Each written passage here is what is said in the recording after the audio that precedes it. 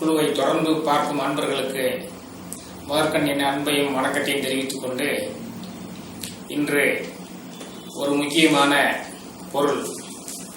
இப்பொழுதெல்லாம் பத்திரிகை எடுத்து பார்த்தால் தினந்தோறும் அங்கே ஒருவன் வெட்டிக்கொலை, இங்கே ஒருவன் வெட்டிக்கொலை என்று கொலை பற்றிய சம்பவங்கள் வந்து கொண்டே இருக்கின்றன.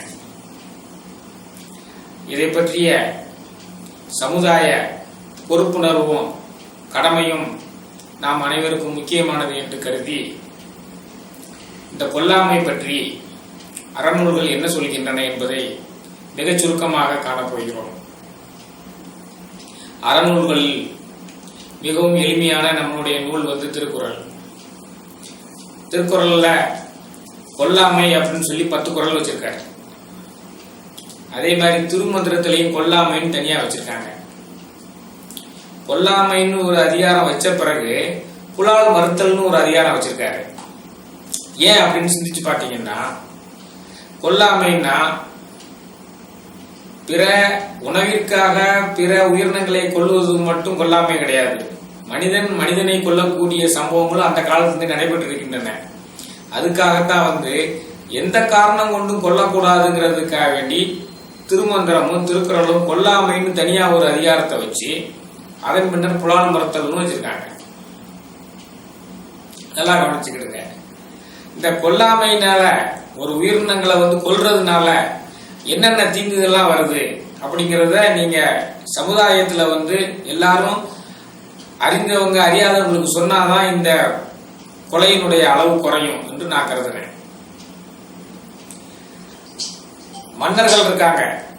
இப்ப ராஜராஜ சோழனா இருக்கட்டும், ராஜேந்திர சோழனா இருக்கட்டும், பாண்டிய மன்னர்களாகட்டும், சேர மன்னர்களாகட்டும், அவர்கள்லாம் நிலத்தை தக்க வைத்துக் கொள்வதற்காகவும் நிலத்தை விரிவுபடுத்துவதற்காகவும் பல போர்களை செய்திருக்காங்க. ஏராளமான உயிரினங்களை மனிதர்களை கொண்டிருக்காங்க. கொன்னதுனால வரக்கூடிய துன்பங்களை அவங்க அணிவிச்சிருக்காங்க. கடைசியில் இத்தனை உயிர்களை கொண்டுதான் இந்த ராஜாங்கத்தை விரிவுபடுத்தணும், உயிர்கொலையை தவிர்த்திருக்கலாமே அப்படின்னு சொல்லி எல்லாருமே ஒரு கட்டத்தில் சிந்திச்சிருக்காங்க. அப்போ அந்த கொலையில ஈடுபடக்கூடிய அனைவருமே மனம் மாறக்கூடிய சம்பவங்கள் ஒரு நாள் வந்தே தீரும். அசோக சக்கரவர்த்தி கலிங்கத்தின் மேல் மிகப்பெரிய போரை நடத்தினான். போர்ல வெற்றியும் பெற்றிருக்கான். அசோக மன்னன் கலிங்கத்தின் மேல மிகப்பெரிய போரை நடத்தி வெற்றியும் பெற்று அந்த போர்க்களத்தை காண பார்க்கிறான்.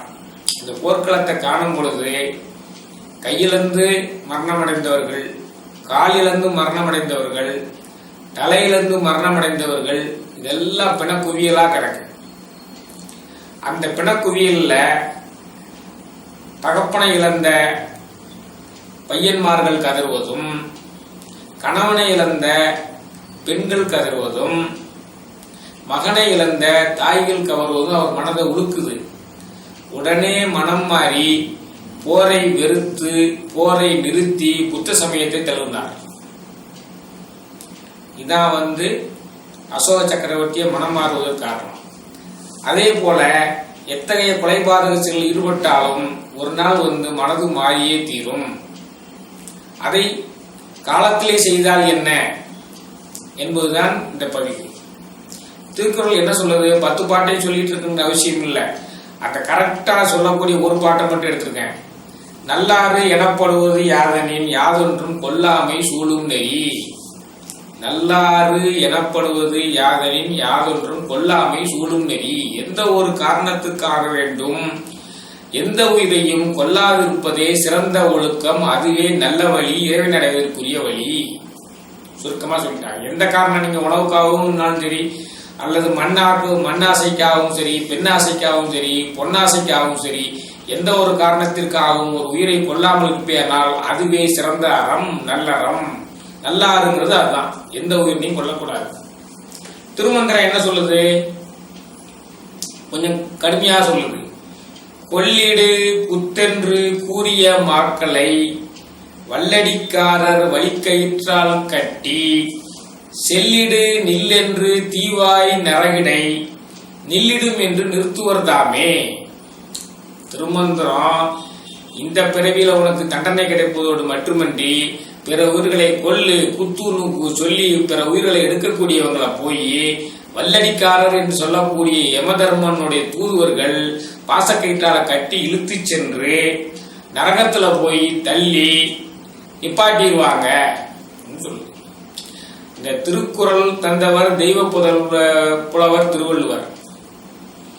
திருமந்திரம் திருமூல தெய்வம் திருமூல நாயனார் தன்னுடைய ஜீவனை சிவனோடு பொருத்தி தவத்திலேயே லயித்திருந்து தான் பெற்ற ஞானத்தை சொல்லியது. இதெல்லாம் பொய்யாகாது. அப்ப நல்ல ஒழுக்கம் என்பது பிற உயிர்களை கொல்லாமைன்னு வள்ளுவர் சொல்றாரு. திருமூலர் என்ன சொல்றாரு? பிற உயிர்களை கொண்டால் நீ நரகத்துக்கு போவது என்று சொல்றாரு. அதனால எந்த காரணத்தை முன்னிட்டும் பிற உயிர்களை கொல்லாது இருக்க வேண்டும், கொன்று தின்றாமல் இருக்க வேண்டும் என்பதுதான் நாம் பின்பற்ற வேண்டிய நல்லறமாக எடுத்துக்கொள்ள வேண்டும் என்று சொல்லி இந்த அறநெறியை இத்துடன் நிறைவு செய்து கொள்கிறேன். நன்றி, வணக்கம்.